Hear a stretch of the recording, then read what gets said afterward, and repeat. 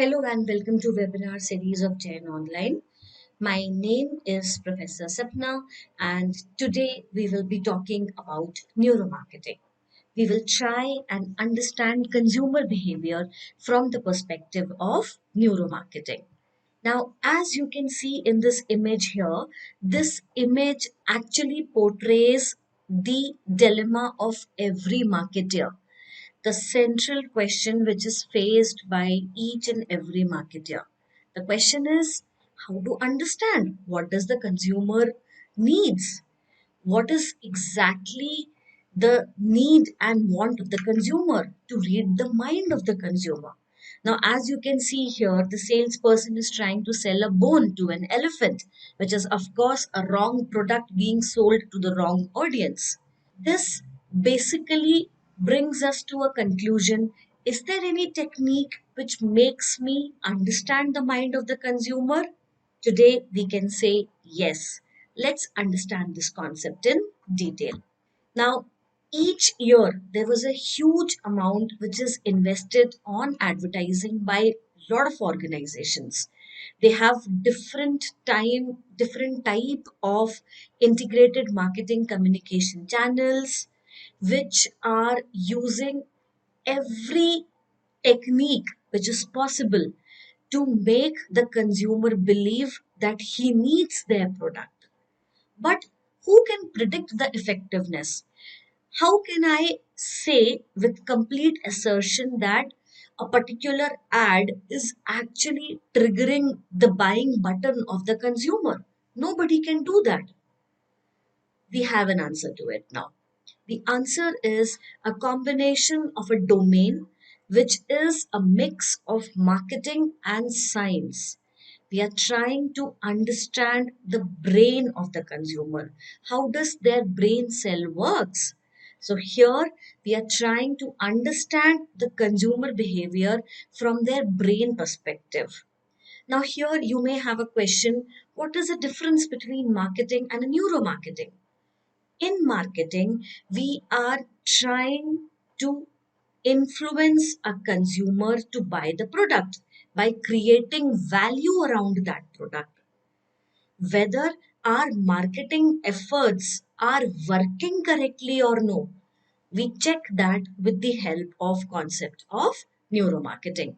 This has come into picture from around year 2002.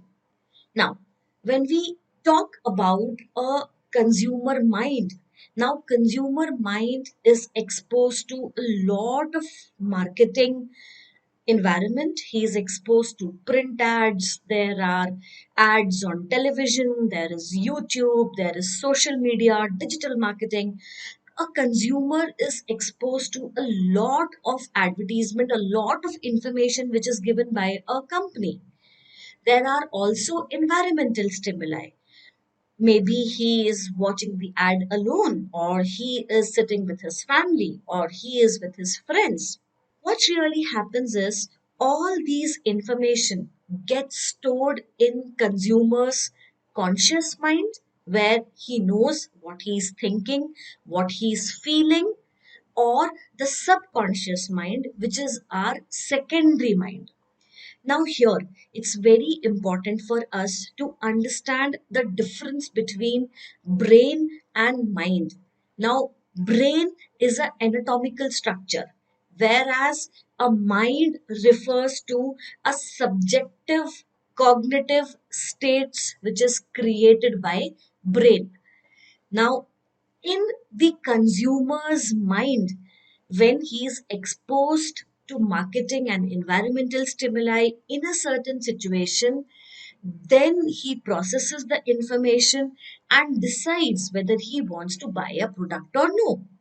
In simple words, I am in need of a mobile phone. I see a lot of Apple ads coming in. I have my friends who talk about how wonderful their experience is in operating the phone. And then I take a decision whether I need to invest that much money or no, whether I want to purchase the mobile or no. And we decide to buy or to go to another brand. Now, this is exactly what is being explained by Kotler and Keller. They say that It's the marketeer's task to understand what happens in the consumer's consciousness when they have met with a marketing stimuli and between their purchase decision, their ultimate purchase decision. So we see that the marketing information, the environmental stimuli passes through the conscious mind, the subconscious mind, and finally a consumer does a lot of calculations in the mind. We decide on whether that much budget is permissible, whether we can handle that particular product or no, and we finally make a decision whether to buy or not to buy a particular product. Now, this is what happens in the consumer's mind. Let's understand a brain in little more detail. A human brain can be divided into three parts: new brain, middle brain, and reptilian brain. Now, what happens in the new brain is more of a rational thinker where we are trying to compare whether product A is good or whether product B is good. In the middle brain, there are lot of emotional component when we think from the emotion point of view. In the reptilian brain, this is the part of the brain which is actually taking the decision to buy the product or no. Now, the marketeer has to tick this part of the brain if they have to make the consumer to buy their product. This is very important for us to understand. Now, what happened earlier? Now, there must be a question which is coming to our mind that consumers were there. There were organizations who were offering product to the consumers. Why weren't we talking about it earlier? Because the earlier perspective of consumer was completely different. In our classical economic days, we were taught, we believed that consumers are rational. Now, what do I mean by rational? Rational in simple words is that consumer is informed. He is aware about what decision he or she is making. The brain of the consumer is seeking the entire information to make decision. Now, decision can be whether to buy the product or whether to postpone the buy.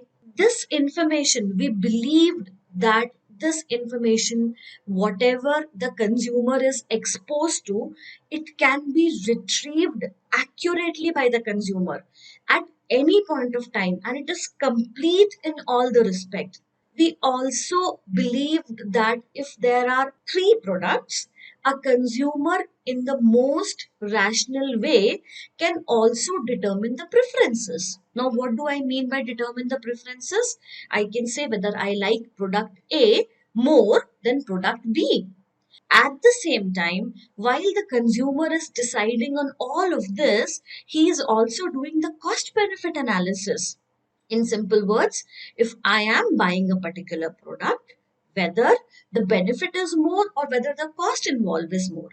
This was the rational view of consumer, where we believed that consumer is 100% aware of the decision that he or she is trying to make. But what is changed? Now, we all remember our well known AIDA model. What is this AIDA model? We in marketing, as student, as faculties, we have taught the students that the main aim of a marketeer is to take the attention of a consumer, convert it to the interest. He wants to know more about the product, convert this interest into desire by giving him more information, and finally make the consumer take action. Finally, let him decide to buy the product. Now, how we were deciding on all this? We were definitely getting a lot of inputs from our so-called rational consumer. How we were deciding on all this? The old-fashioned way was interviews, doing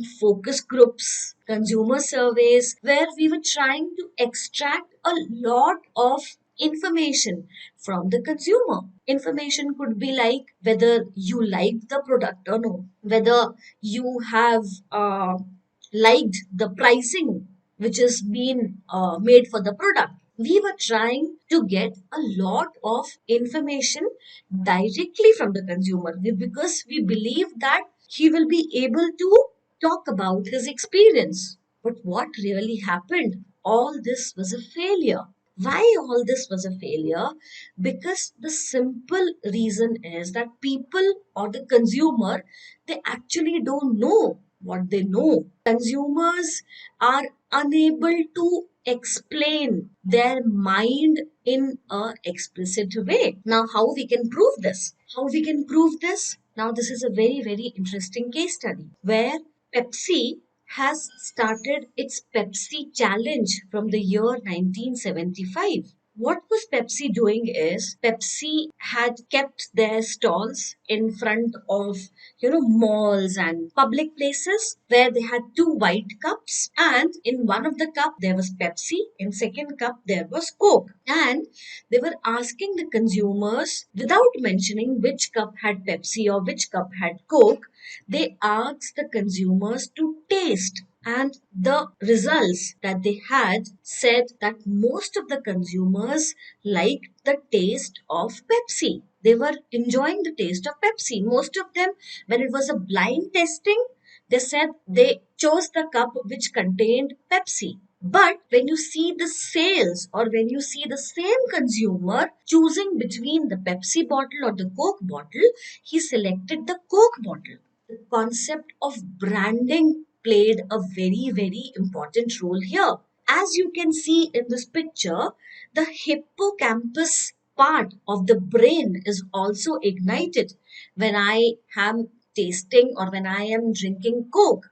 Now, this hippocampus part of the brain talks about the previous experience that I had with Coke. And thus, we can see that although the consumer's taste buds liked more of Pepsi, the sale of Coke was much more than Pepsi.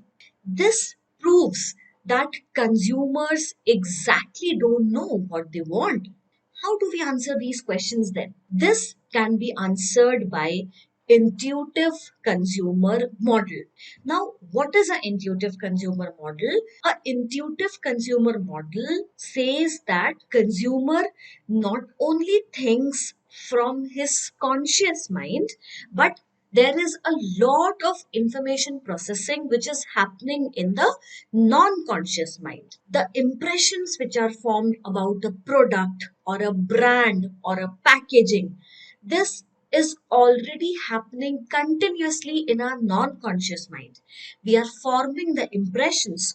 We are giving value and meaning to these impressions. When these value and meaning are constantly exposed, the consumer becomes even more aware, and then the information starts getting processed in the conscious mind. In the conscious mind, now the consumer is deliberating and analyzing the information. And he also starts speaking and acting on the information. Speaking and acting again relates to whether he will buy the product, he will speak to his family, he will speak to his reference group. So basically, what this new perspective of consumer is given by a intuitive consumer model is that the product should not only try to grab attention in the conscious mind, but they should also try and make impressions in the non-conscious mind. This is very important. Remember that our non-conscious mind or conscious mind, you can imagine it's like a multi-story building. At the floor, at the lowest part of the building, is our basic brain, which is taking care of the basic needs. So this can be called as the non-conscious compartment. Over there are continuous layers which are forming, and finally, if you can see, the topmost layer is the conscious mind. Now, what happens is this topmost layer of the conscious mind is continuously in interaction with the outer world, and they have very less interaction with the inner mind, which is our non conscious mind. And thus, there is a clear cut difference between a conscious mind and a non conscious mind. Now, here it's very important to understand that when I'm saying a consumer is intuitive, he is not irrational. In fact, most of the researchers suggest that a consumer is cognitive miser. He doesn't want to spend. He is always thinking of reasons to postpone the spend. How do you then click the non conscious mind of the consumer so that at least the impression forming start is what is being explained to us by the concept of neuromarketing? Now, as I told you, this is a concept of brain science where the concept of neuroscience is being mixed with marketing to get us more details about the brains of the consumer. We can measure the brain responses through EEG machines. We have magnetoencephalography. We have functional MRI machines. They can also track facial expressions, eye tracking, electrodermal activity, respiration, and heart rate. To simplify it, the EEG machine or the electroencephalography machine talks about the electrical part of it. We talk about the neurons movement. How is the electric current with the help of brain waves is passing through the mind when the mind is exposed to a ad or when the mind is exposed to a particular product.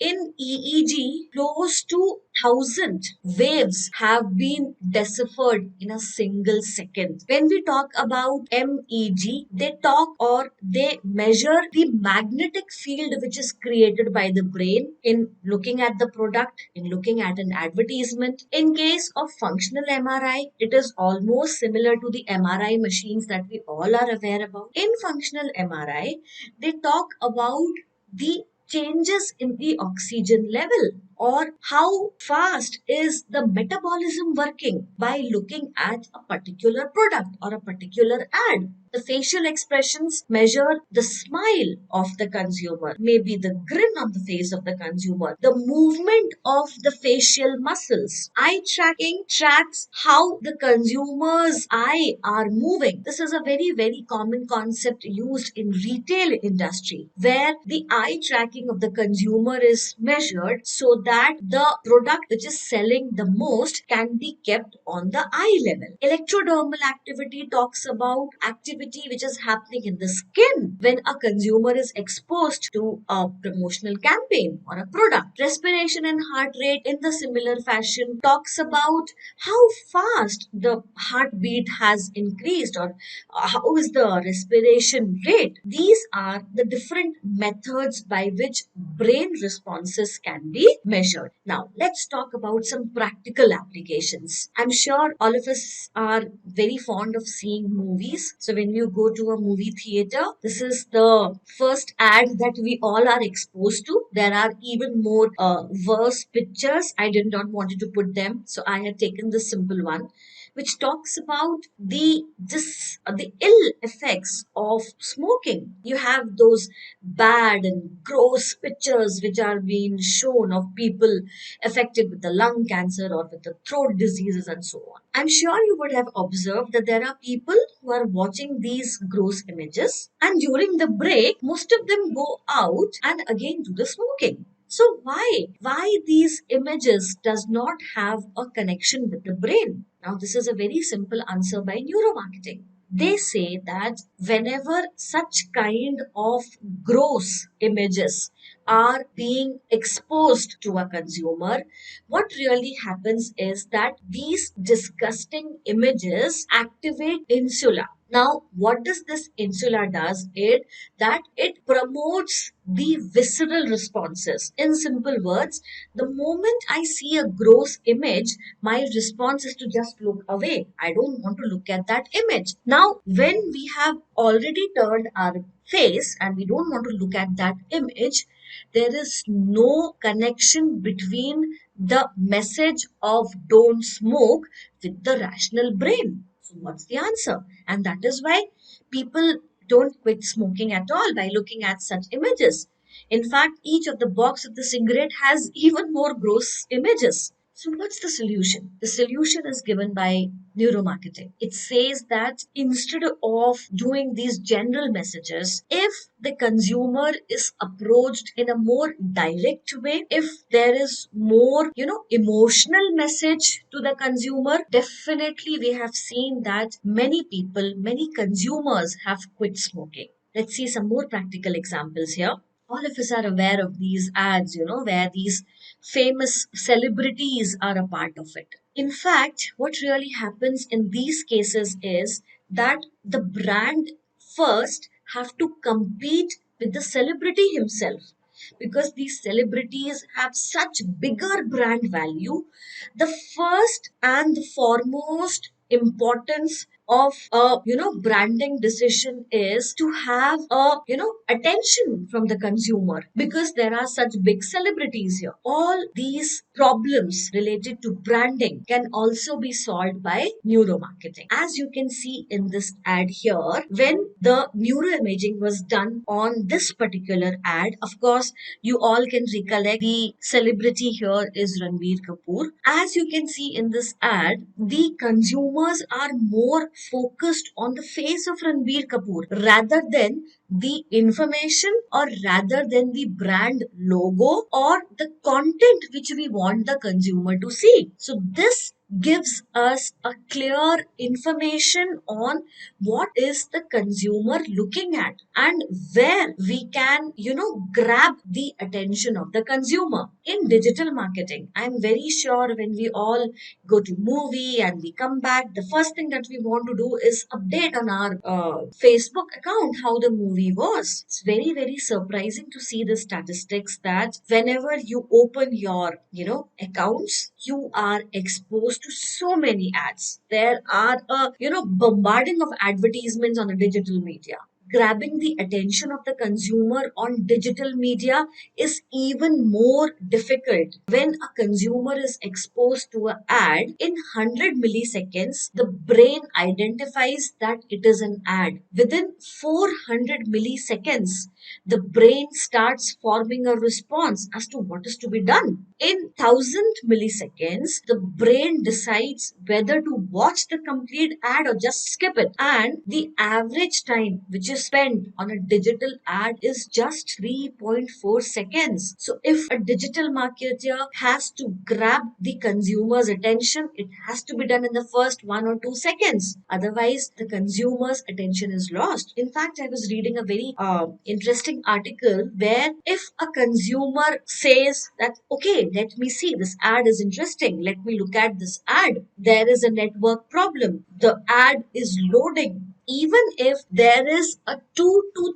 3 seconds delay in the loading of the ad, the consumer's heart rate increases by 44%. So you can imagine the kind of attention, the kind of retention, and the emotion which a consumer can attach to a digital marketing. Difficult to grab consumers' attention. So, what's the solution? Now, again, as you can see here, there is a diaper ad where there is a cute baby and there is a content which is the information about the product. Now, when neuroimaging techniques were used, it was found out that the consumers are more interested in the face of the baby because it was so cute. Solution: make the baby turn towards the content. And then it was observed that most of the consumers were then concentrating on the content because they were looking at the baby and they realized that baby is looking at the content. So basically, make the baby see what you want to sell. That's the answer. Even in packaging, it was observed that there are a lot of these Frito-Lays and Campbell. All these organizations, they realize that if it's a shiny packaging, consumers don't like it. But if it's a matte finish, consumers like the packaging and they definitely pick up the product. Many companies changed from their shiny packaging to the matte finish. Even the logo, the color, the sound, all this has very, very important role to play. And all these answers are from the application of neuromarketing. When we see green color, it talks about health, it talks about environment. When you see red color, it talks about hunger, it talks about energy. When I see the color purple, which is our favorite color for our Cadbury Dairy milk, it talks about royalty, it talks about uniqueness. Even there was a study done in a supermarket where there were two shelves designed. One shelf had black base to it, and the second shelf had white base to it. The shelf where we had white bass, the sound of the music was on a higher frequency. Whereas where we had black shelf or black bass, the music was on a lower frequency. Bananas, similar kind of bananas were displayed on both the shelf, and the results were people were purchasing more banana from the white shelf with the music which had a higher frequency. We can say that the color, the background color, the music, all of them had affected the mood of the consumer. Let's see some more practical applications. Now, when a company has to decide which advertisement is better, which advertisement will have more impact on the consumer, when we want to measure the ad efficiency, again, the neuromarketing technique can be taken into consideration. In fact, this was actually done by the cancer telephone hotline, where there were different kinds of ads which were made for the consumer so that they can report the information on the hotline. When the neuromarketing technique was used, the minds of the consumers were studied and they responded to a particular ad. The fMRI was done on a good number of consumers and they responded on particular ad. The result was there was lot of more phone calls which were received on hotline after that ad was sponsored. Second application is this beautiful concept which is known as decision paralysis. Now, what is decision paralysis? Decision paralysis is where a consumer is exposed to so many products that he is confused. He don't know which product to buy. In fact, there was a study done where 40 brands of jam were kept on a shelf. When consumers were passing by, out of 100 consumers, only 3 consumers, 3% of the consumers were picking up, because the rest, 97%, were confused which jam to try. But when these number of jams were reduced to only 6, the sales was increased by almost 40%. So this concept of decision paralysis can be better understand by how a consumer brain reacts to a situation. Now, there is a lot of ethical discussion on the buy button that we are talking about. It's important for us to understand that getting to know about the consumer's brain is not bad, because you are not trying to push the buy button of the consumer, but what we are trying to do is understand the needs of the consumer. It will also make the life of the consumer more easy, because he will also have a better information on what kind of product is much more useful for him. These are the new realities, the new world of marketing. Welcome to the world of neuromarketing. Thank you.